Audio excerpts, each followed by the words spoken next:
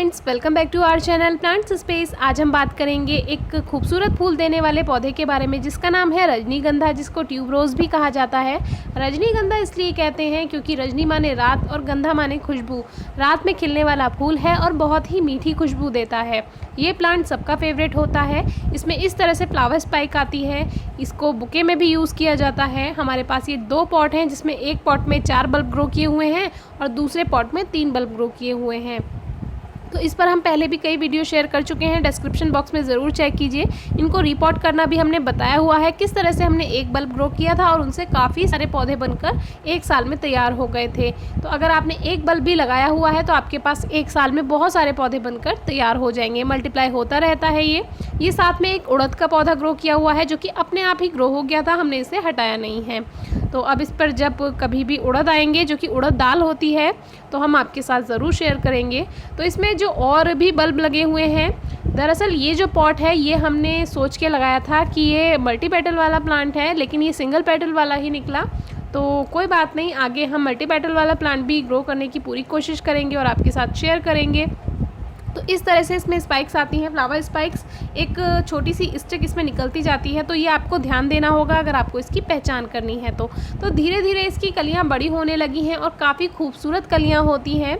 ये जो flower stick है ये काफ़ी बड़ी हो जाती है, तो आप चाहें तो इसे सपोर्ट भी दे सकते हैं कि जैसे अगर आपका पॉट छोटा है तो ये गिरने लगती हैं। तो अगर आप चाहें तो इसमें एक साइड में स्टिक लगा दीजिए और इसको जो ये फ्लावर स्टिक है, फ्लावर स्पाइक है, इसको साथ में उसके बांध सकते हैं, आप सहारा दे सकते हैं थोड़ा। तो इस तरह से इसकी कलियां धीरे धीरे बड़ी होती जा रही हैं। बहुत ज़्यादा केयर ये प्लांट नहीं मांगता है। अभी कुछ दिन पहले एक कमेंट आया था कि क्या इस समय हम रिपोर्ट कर सकते हैं रजनीगंधा को। तो देखिए, रिपोर्ट किया जा सकता है, बहुत आराम से किया जा सकता है। बस इस समय फ्लावरिंग टाइम होता है इसका, तो अगर आप इसको डिस्टर्ब करना चाहते हैं तो इस तरह से आप इसको रिपोर्ट कीजिए कि ऐसा का ऐसा उसको रूट बॉल को बाहर निकालना होगा और बड़े पॉट में आप उसको शिफ्ट कर सकते हैं, रिपोर्ट कर सकते हैं। तो इसकी रूट्स को बिल्कुल डिस्टर्ब ना करें, नहीं तो इस समय फ्लावरिंग का टाइम है तो थोड़ी परेशानी हो सकती है। रिपोर्टिंग आप हमेशा अगर करना चाहें तो हमेशा फरवरी में कीजिए, या फिर जैसे रेनी सीज़न स्टार्ट होता है आप जून में कर सकते हैं। तो जब रेनी सीज़न आता है तो इसमें बहुत अच्छी फ्लावरिंग ये दे पाएगा आपको। फर्टिलाइज़र बहुत ज़्यादा नहीं मांगता है, बस एक बार सॉइल मिक्सचर में आपको फर्टिलाइज़र ऐड करना होता है। गोबर की खाद, कंपोस्ट या वर्मी कंपोस्ट, जो भी ऑर्गेनिक फर्टिलाइज़र आप ऐड करना चाहते हैं। ऑर्गेनिक फर्टिलाइज़र का ये फ़ायदा होता है कि हमारी मिट्टी बेकार नहीं होती है, नहीं तो जो इनऑर्गेनिक फर्टिलाइज़र होते हैं उससे जो मिट्टी होती है वो आपको उस समय तो बहुत अच्छा आपके प्लांट को कर देगी, लेकिन धीरे धीरे भूमि बंजर होती जाती है, उसका जो पोषक तत्व है उसमें वो ख़त्म होते जाते हैं। इसीलिए हम कोई भी इनऑर्गेनिक फर्टिलाइज़र अपने गार्डन में ऐड नहीं करते हैं। उससे क्या होगा, हमारी जो मिट्टी है उसमें पोषक तत्व बने रहेंगे और हमेशा जब भी हम उनमें प्लांट्स ग्रो करेंगे तो उसमें हमेशा प्लांट्स हेल्दी रहेंगे।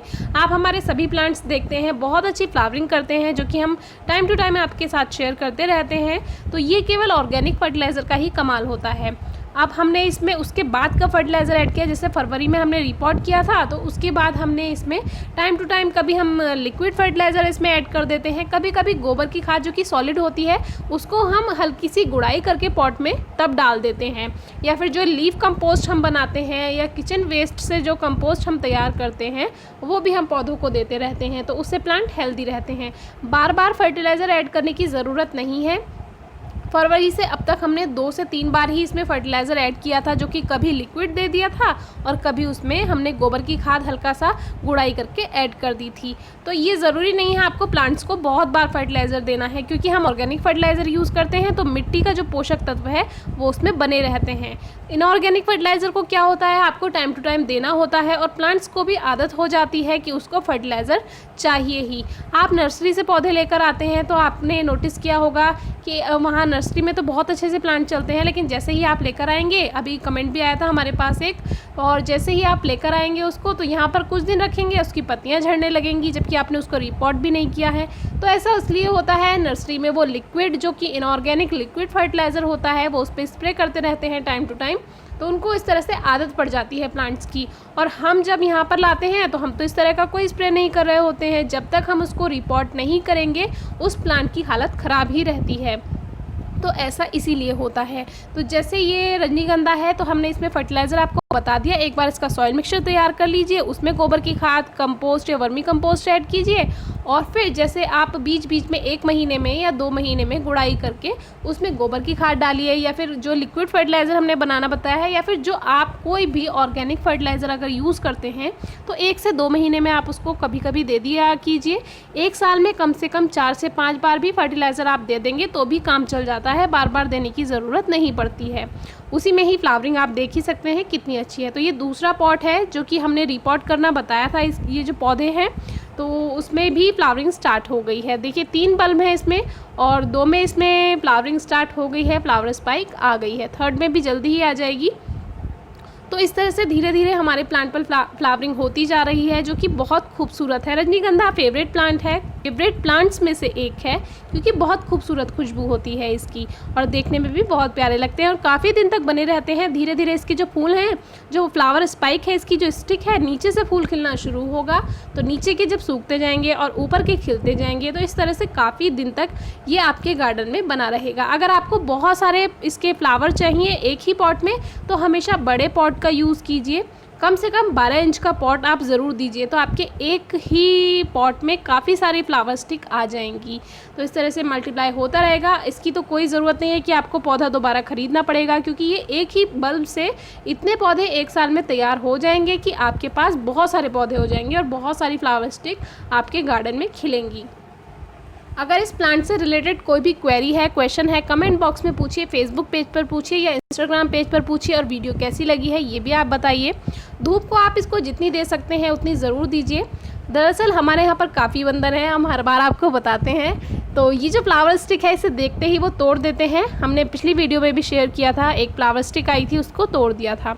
तो इस बार हमने इस पॉट को बहुत अपना संभाल के रखा है, बार बार उठाकर इसको थोड़े टाइम के लिए धूप में रखते हैं, कम से कम 4-5 घंटे के लिए, और फिर वापस से अपने अंदर इसको रख लेते हैं घर में, क्योंकि बंदर बहुत ज़्यादा हैं, वो इसको देखते ही तोड़ जाएंगे।